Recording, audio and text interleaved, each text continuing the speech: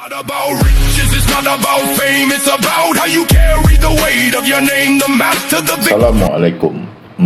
Lama aku tak buat video. So hari ni aku terpanggil lah buat video.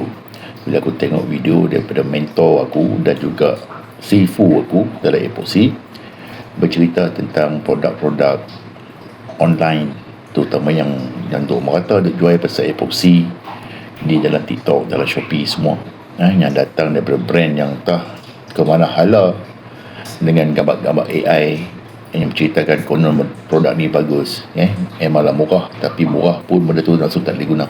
So sebelum kita bergerak lebih panjang, tengok video yang dibuat oleh sahabat aku dari Epoxy. Aku dah cakap daripada bulan 9 tahun lepas, yang duk beli online buat DIY sendiri akan jadi masalah.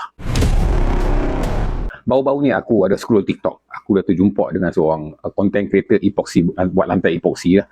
Nama dia Fix Je Bocor dan Epoxy.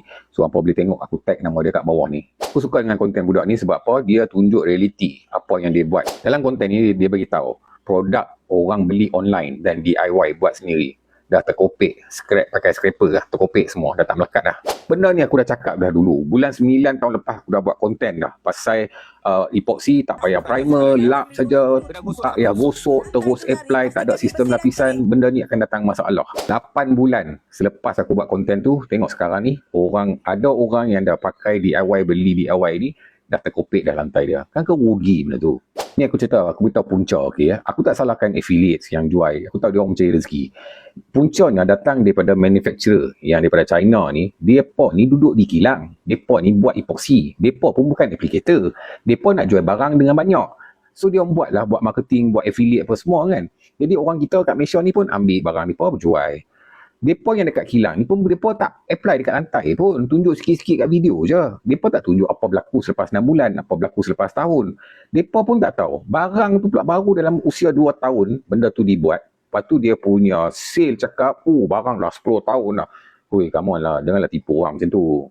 Orang-orang macam aku ni, applicator macam aku ni, nanti semua orang DIY buat cara tak betul, nanti orang akan kata epoxy ni tak tahan, epoxy terkopek. Sedangkan kami applicator yang berpuluh tahun dah ni duk buat bertahun-tahun dah, duk apply tak ada masalah pun. Cumanya ada cara-cara yang betul. Jadi kepada orang yang nak buat affiliate ke, yang nak jual epoxy ke, atau applicator yang baru nak belajar buat epoxy, aku buat training. Sebab itulah tujuan aku buat training, sebab aku tak nak bagi rosak nama epoxy ni. Dan dalam training tu aku bagi tahu benda yang betul.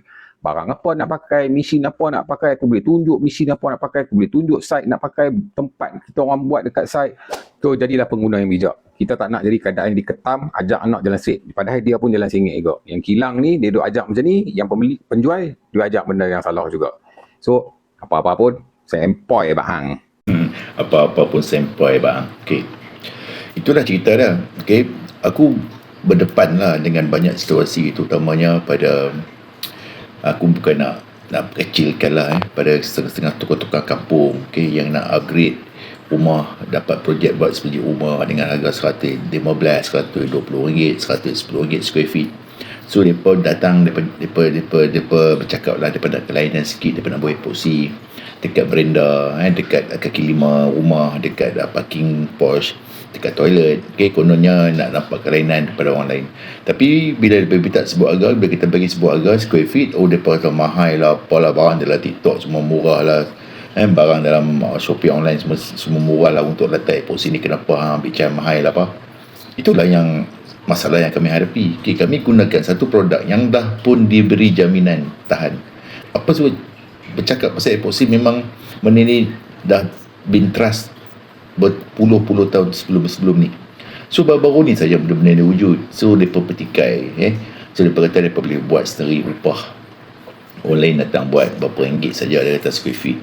So kalau hampa tu aku explain, aku cakap dia kena kikih dulu dia punya bawah, and then tak mau nampak lekuk, kita kena repair bagi tak nampak lekuk. Kalau ada pecah kita repair, and then kita kena apa orang cakap, kena grind dia punya permukaan tu bagi kasar. Itu kita apply epoxy, baru dia tahan lama.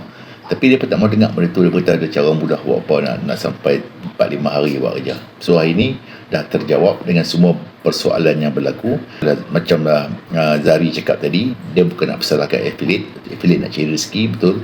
Tetapi pada hakikat sebenar, kita semua kena bersatu. Kalau produk-produk yang tak boleh pakai, produk-produk yang merugikan end user, iaitu customer, patutnya kita jangan buat lah. Dan aku nak bagi faham sekali, yang buat epoxy, yang applicator, yang ada sijil applicator daripada syarikat epoxy ataupun syarikat cat yang lain, adalah datang dengan pengalaman dan juga pengetahuan untuk selesaikan masalah anda, untuk cantikkan rumah anda, dan bukan datang nak membabi buta supaya orang lain semua rasa beban benda yang berlaku.